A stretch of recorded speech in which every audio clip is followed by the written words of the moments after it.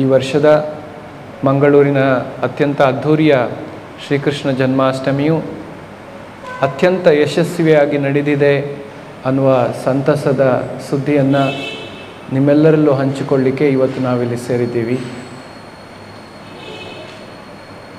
ಈ 2 ದಿವಸದ ಶ್ರೀಕೃಷ್ಣ ಜನ್ಮಾಷ್ಟಮಿ ಆಗಸ್ಟ್ 15-16 ಎಲ್ಲರ ದಾನಿಗಳ ಸ್ವಯಂ ಸೇವಕರ ಸಹಕಾರದೊಂದಿಗೆ ಅತ್ಯಂತ ಸುಂದರವಾಗಿ ಮೂಡಿಬಂದಿದೆ. ಹಾಗೂ ಸಾವಿರಾರು ಜನರಿಗೆ ಮಂಗಳೂರಿನ ನಗರಕ್ಕೆ, ಮಂಗಳೂರಿನ ಜಿಲ್ಲೆಗೆ ಅತ್ಯಂತ ಭಗವಂತನ ಅನುಗ್ರಹಕ್ಕೆ ಪಾತ್ರರಾಗುವಂತೆ ಈ ಒಂದು ಕಾರ್ಯಕ್ರಮ ಮಾಡಿದೆ ಅಂತ ಹೇಳಲಿಕ್ಕೆ ನಮ್ಮ ಸಂತೋಷ. 15-16 2 ದಿವಸ ಸುಮಾರು 20,000 ಜನ ಭಕ್ತರು ಬಂದು ದೇವರ ದರ್ಶನವನ್ನು, ಪ್ರಸಾದವನ್ನು ಸ್ವೀಕರಿಸಿದ್ದಾರೆ. 2 ದಿವಸ ಜೊತೆಯಲ್ಲಿ ಸೇರಿ 30 ಅಡಿ ಎತ್ತರದ ಶ್ರೀಕೃಷ್ಣನ, ಬಾಲಕೃಷ್ಣನ ಆ ಒಂದು ಚಿತ್ರ, ಅದನ್ನು ಸುಂದರವಾಗಿ ಲೈಟ್ಗಳಿಂದ ಅಲಂಕರಿಸಿ ಅದು ಒಂದು ಆಕರ್ಷಣೆಯ ಕೇಂದ್ರವಾಗಿತ್ತು. ಬಹಳಷ್ಟು ಜನ ಅದನ್ನು ನೋಡಲಿಕ್ಕೆ ಬಂದಿದ್ದರು. ಹಾಗೂ ನಮ್ಮ ಜೊತೆ ಸೇರಿಕೊಂಡು ಆಳ್ವಾಸ್ ಫೌಂಡೇಶನ್ ನಡೆಸಿದಂತಹ ಸಾಂಸ್ಕೃತಿಕ ಕಾರ್ಯಕ್ರಮ, ಸುಮಾರು 3 ಗಂಟೆ ಸತತವಾಗಿ ನಡೆದಂಥ ಸಾಂಸ್ಕೃತಿಕ ಕಾರ್ಯಕ್ರಮವನ್ನು ಸುಮಾರು 2,000 ಜನ ಕೂತು ಅದನ್ನು ವೀಕ್ಷಣೆ ಮಾಡಿದ್ದಾರೆ. ಅತ್ಯಂತ ಸುಂದರವಾಗಿ, ಅಮೋಘವಾಗಿ ಮೂಡಿಬಂದಿದೆ. ಆ 3 ಗಂಟೆಗಳು 3 ನಿಮಿಷದಂತೆ ಕಳೆಯಿತು ಅಂತ ಜನರು ಉದ್ಘಾರವನ್ನು ಮಾಡಿದ್ದಾರೆ. ಭಾಳಷ್ಟು ಜನ ಬೇರೆ ಬೇರೆ ಊರುಗಳಿಂದ ಬಂದಿದ್ದರು. ಬೆಂಗಳೂರು, ಮೈಸೂರು, ಬೇರೆ ಬೇರೆ ಕಡೆಯಿಂದ ಭಕ್ತಾದಿಗಳು ಬಂದಿದ್ದರು. ಅವರಿಗೆಲ್ಲ ಮಂಗಳೂರಿನ ಸಂಸ್ಕೃತಿಯ ಸೊಗಡನ್ನು ಪರಿಚಯಿಸುವಲ್ಲಿ ಈ ಕಾರ್ಯಕ್ರಮ ಅತ್ಯಂತ ಯಶಸ್ವಿಯಾಗಿ ಮೂಡಿಬಂದಿದೆ. ಹಾಗೂ ನಾವು ಬಹಳಷ್ಟು ಲೈವ್ ಕೌಂಟರ್ ಆಹಾರ ಮಳಿಗೆಗಳನ್ನು ಓಪನ್ ಮಾಡಿದ್ವಿ. ಮಂಗಳೂರಿನ ಪ್ರತಿಷ್ಠಿತ ಬ್ರ್ಯಾಂಡ್ಗಳಾದಂತಹ ocean pulse, ideal ice cream, Hangyo ice cream, ಇನ್ನಿತರ ಅನೇಕ, ಹಾಗೂ ಇಸ್ಕಾನ್ ದೇವಸ್ಥಾನದ ವತಿಯಿಂದ ಕೂಡ ಅನೇಕ ಆಹಾರ ಪ್ರಸಾದ ವಿತರಣಾ ಮಳಿಗೆಗಳನ್ನು ಮಾಡಿದ್ವಿ. ಅಲ್ಲೂ ಕೂಡ ಈ ಎಲ್ಲ ಸಾವಿರಾರು ಜನರು ಆಹಾರವನ್ನು ಪ್ರಸಾದದ ರೂಪದಲ್ಲಿ ಸ್ವೀಕರಿಸಿ ಕೃತಜ್ಞರಾಗಿದ್ದಾರೆ.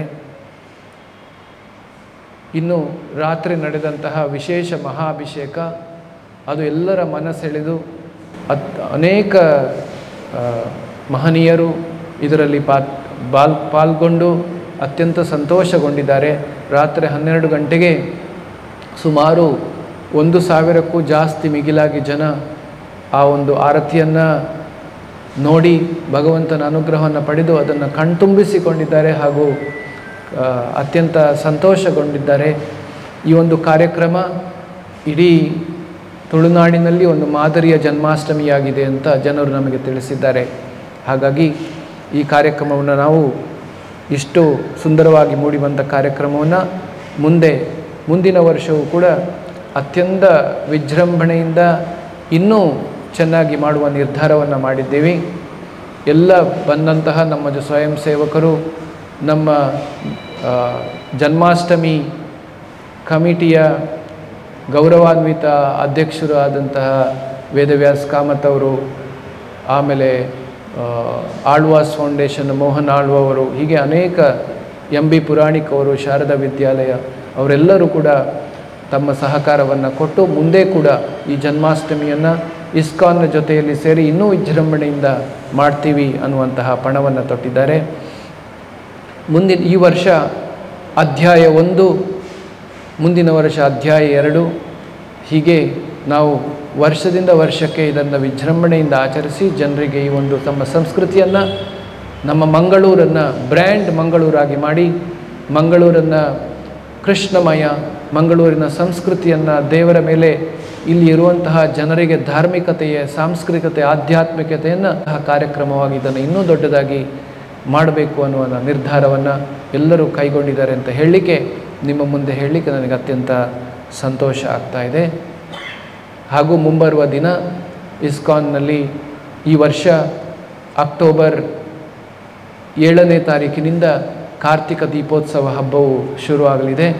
ಕಾರ್ತಿಕ ದೀಪೋತ್ಸವ ಹಬ್ಬವು ನವೆಂಬರ್ 5ರ ತನಕ 1 ತಿಂಗಳ ಕಾಲ ವಿಶೇಷ ದೀಪೋತ್ಸವ ಹಾಗೂ ಮನೆ ಮನೆಗಳಲ್ಲಿ ದೀಪೋತ್ಸವವನ್ನು ಆಚರಿಸ್ತಾ ಇದ್ದೇವೆ. ಭಕ್ತರು ನಮ್ಮನ್ನು ಕರಿಬೋದು. ಭಕ್ತರ ಮನೆಗಳಿಗೆ ನಾವು ಹೋಗಿ ಅಲ್ಲಿ ದೀಪೋತ್ಸವವನ್ನು ಮಾಡ್ತೀವಿ. ನೂರಾರು ಸಾವಿರಾರು ಜನಗಳನ್ನು ಸೇರಿಸಿ ವಿಜೃಂಭಣೆಯಿಂದ ಈ ದೀಪೋತ್ಸವವನ್ನು 1 ತಿಂಗಳ ಕಾಲ ಮಾಡಲಿದ್ದೇವೆ, ಅಕ್ಟೋಬರ್ 7ರಿಂದ ನವೆಂಬರ್ 5ರ ತನಕ. ಹಾಗೂ ಅಕ್ಟೋಬರ್ 22ನೇ ತಾರೀಕು ಗೋವರ್ಧನ ಪೂಜೆಯನ್ನು ಮಾಡಲಿದ್ದೀವಿ. ಗೋವರ್ಧನ ಪೂಜೆಯು ಒಂದು ವಿಜೃಂಭಣೆಯ ಹಬ್ಬ. ಅದು ನಮ್ಮ ಹೊಸ ದೇವಸ್ಥಾನ ಬೆಂಜನಪದವು ಗೋವರ್ಧನ ಗಿರಿಯಲ್ಲಿ ಏನು ಬರ್ತಾ ಇದೆ, ರಾಧಾಕೃಷ್ಣ ದೇವಸ್ಥಾನ, ಅಲ್ಲಿ 11 ಎಕರೆ ಜಾಗವನ್ನು ತಗೊಂಡು ಹೊಸ ದೇವಸ್ಥಾನವನ್ನು ದೊಡ್ಡದಾಗಿ ಮಂಗಳೂರಿನ ಒಂದು ಹೆಡ್ ಕ್ವಾರ್ಟರ್ಸ್ ಆಗಿ ಮಾಡ್ತಾ ಇದ್ದೀವಿ.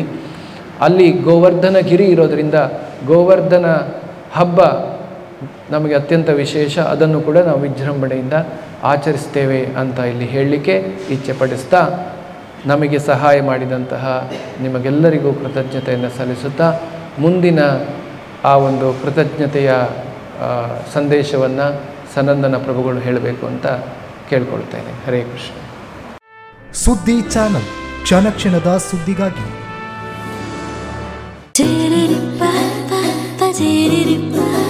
ಪರಿಶುದ್ಧ ನಂದಿನಿ ಹಾಲಿನಿಂದ ತಯಾರಿಸಿದ ನೈಜ ನಂದಿನಿ ಐಸ್ ಕ್ರೀಮ್ಸ್.